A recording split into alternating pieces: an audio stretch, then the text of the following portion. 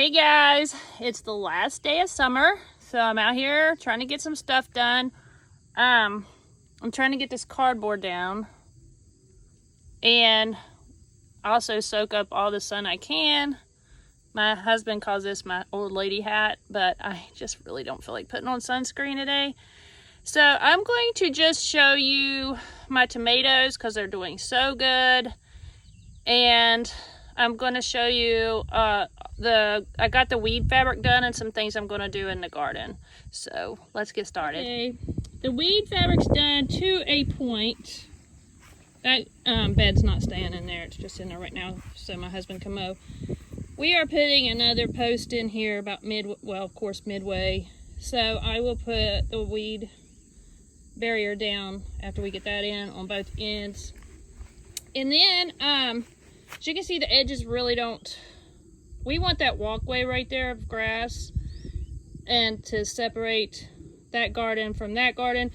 So it's not even, but I did buy like a 1.3 foot weed barrier that I'm just going to run around the outside edge and then I'll tuck in smaller places, because like here you have concrete, you cannot staple that down very good close to the post, and that way I can run it around on the outside. And over here, this is as far as I got with the weed barrier, but I'll finish that after they get the next thing in. Okay, look at my tomatoes. I'm so excited.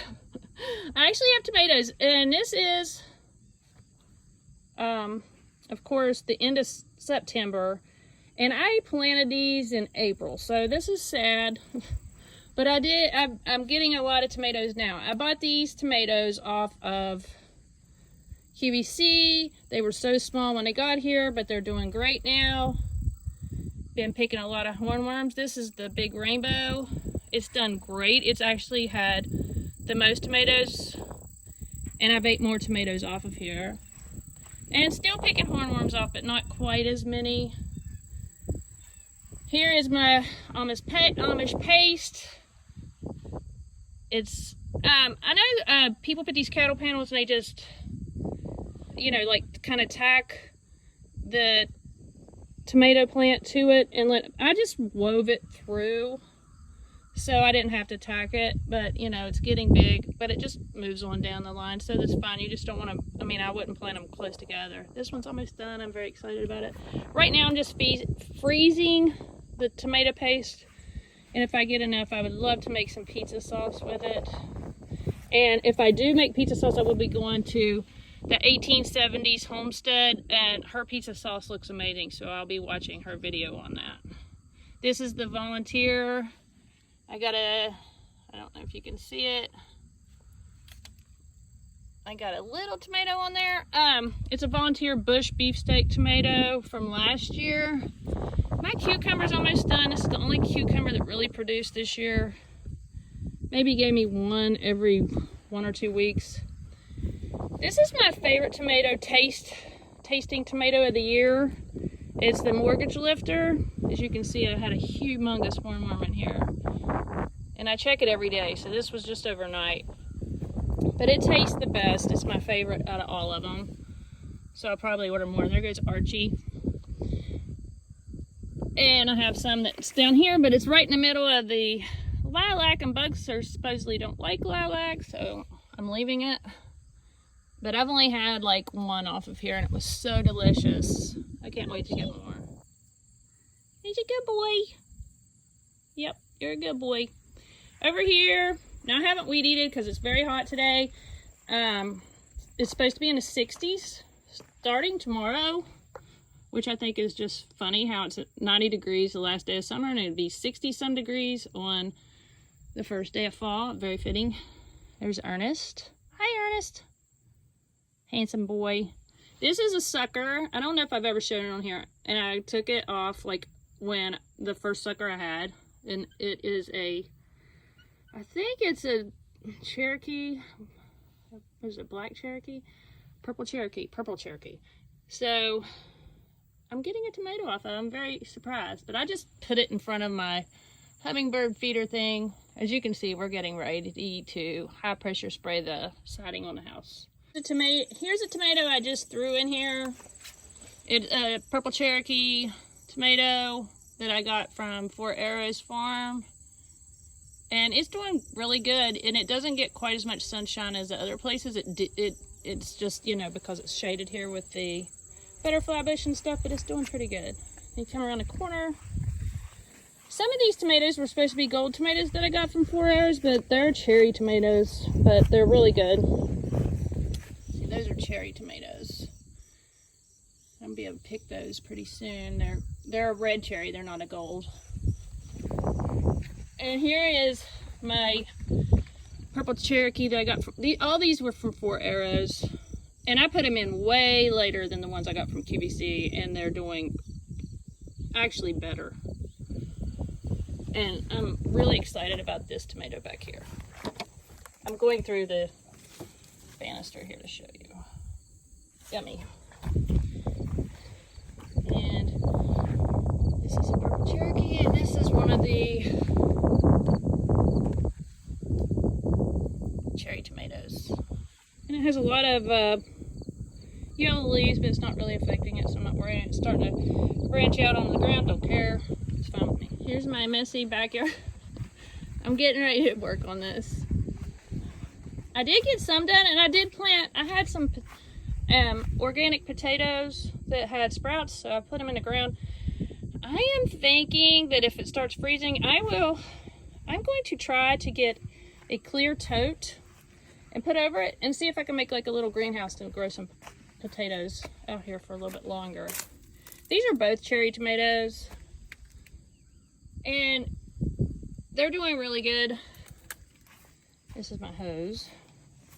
I let them grow on the ground. They're just, I don't feel like tying them up. I'll probably be able to take some of these off here today. I take them off when they blush. I don't feel like sharing them with the coons. And that's all for the tomatoes. Okay, this is my lessons learned from putting cardboard down. When I was doing cardboard on the other side of the house, I was trying to stretch the cardboard and make it work. So I was cutting it and it'd be one single thin layer. It's not worth it. Just go slow when you get a box and leave it doubled. Like,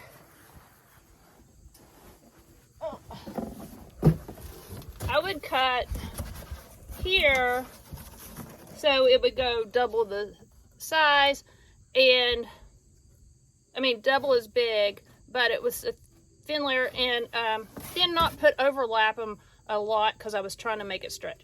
Doesn't work.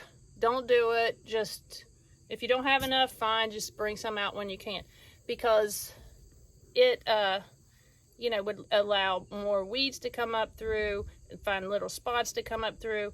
And where I put this double layer over here, I've had 0 weeds come up, which I'm sure will change next year because I have all that grass that's growing right now. I'm sure it's growing everywhere where it has the little seeds on the end. And, you know, if you don't keep it weed eated, which I haven't done a great job at, even if I weed eat it though, the seeds are going to go everywhere. That's why I was worried about my garden back here. I was thinking, I must be sitting on a rock. I was thinking that I might put something, I don't know, something. I'd like to put something when I weed eat back here that it doesn't blow into there, but I guess I could also just take a blower and blow it out of there. So I don't know, you know, exactly what we're going to do. And I didn't get my weed barrier really tight to the ground because I figure I don't know if weed barrier expands and, you know, stuff in the sun and the cold. So I left it a little bit loose so it wouldn't pull on the staples that much. And then on the staples on the edge, I left them about that far out of the ground because I'll probably be moving that around, and I don't want to, it's very hard getting them out of the ground after you pound them in. So I'm going to work on this. I'm not going to make you watch me work on it. Basically, I try to I cut it, which I can do. I always have my razor knife.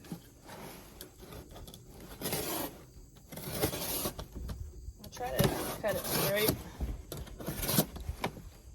And I try to get as much, I really can't get all the labels off. I get them off as best I can. And then I turn it inside out so that there's no writing or anything on it. And let me put this down.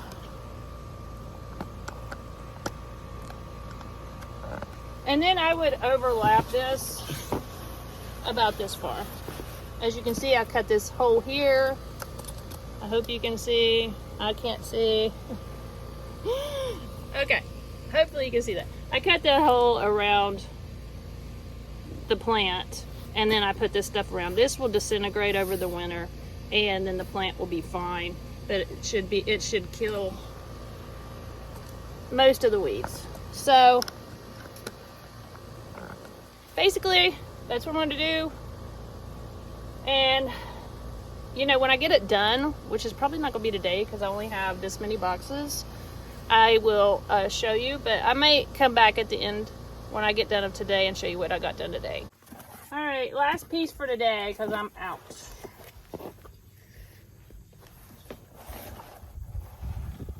Well, oh my goodness. You wish whenever you get started with something, you wouldn't have to stop, because I have all this like energy and feeling good and I want to get it done. But I did run out of boxes, and like I said, I will not skimp, and it really doesn't look like I did a lot, so I'll show it to you. And here it is. And it's starting to get a little windy out here, so I will have to spray this with water and, you know, get it heavy. And I will be putting topsoil bags on top of here, and as you can see, I got shovels and everything else to hold it down until I can get the dirt down. And I could put some dirt down right now, but I think it'd actually be better just to put the bags on top of several boxes to hold it down. Plus the bags killed some grass for me while they were laying there. Anyway, that's it for this week. I'm very excited about you know, getting this done, and next year everything is like, I'm very excited about next year. My garden behind me next year. But it gives you something to look forward to all winter, and so I love having that. You know, after Christmas you can just start looking forward to your garden. And I will be watching all these videos over the winter. I'll probably mute myself.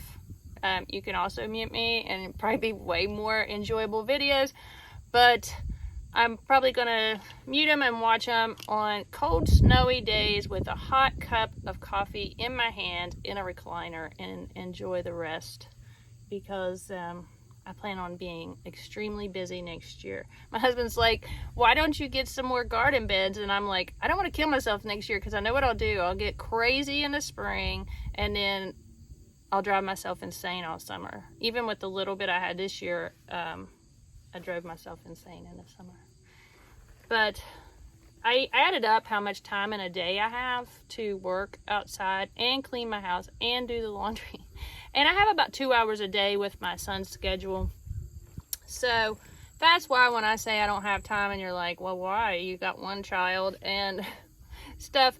That's why I get 2 hours to work outside, but I also have to do the same things that I do in the winter, which is clean the house and keep the laundry. I will say this is the dirtiest my house has ever been this summer, and I just have to keep telling myself it's okay. It's not like actually dirty. It's very cluttered and stuff, or it's cluttered around, but the floors get mopped, you know, regular, and the counters get wiped off every day, and the little sweeper sweeps, like I said, twice a day, and the bedrooms get swept once every 3 or 4 days. So it works out good. You just have to let go of your expectation of perfectionism, and that's something I'm working on right now, because the garden, if nothing else, will teach you that perfectionism is a myth and it can never be had. So anyway, I hope you all have a great week. I am going to have a great week, I hope. I'm having a great week so far. I'm going to enjoy this transition into a more restful season. And I'm going to, just allow myself to rest and enjoy it and get more housework and stuff done. So I'll see you next week. Bye.